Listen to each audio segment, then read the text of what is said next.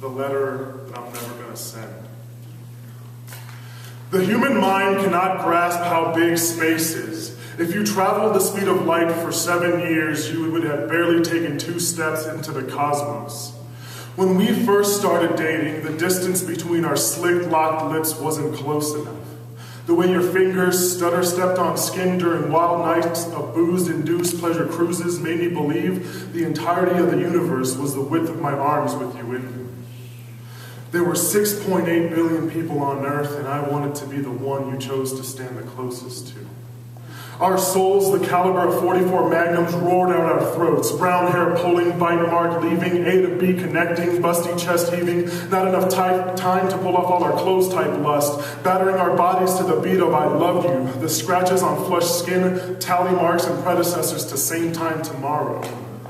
The next morning, philosophizing in birthday suits, telling jokes to tickle the mind, and coffee-scented kisses to foreheads. I don't think the human mind can grasp how big the heart is.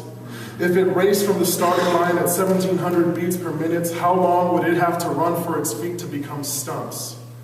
Much later, our shoes lost their soles, became muddy boots with rocks in the socks.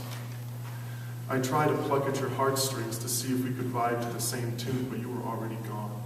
Not looking back as you floated away on a rusty wheel chariot.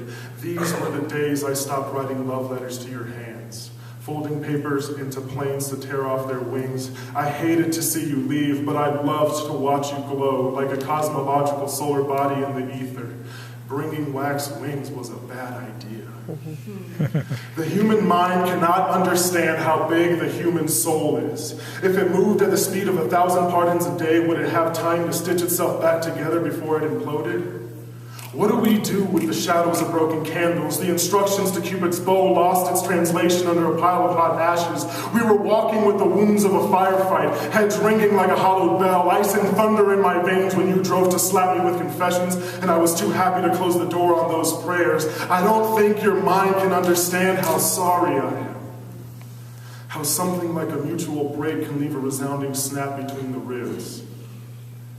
There are times when the human mind doesn't understand that the most beautiful thing it can do is to look forward and move on. Wow. Yeah.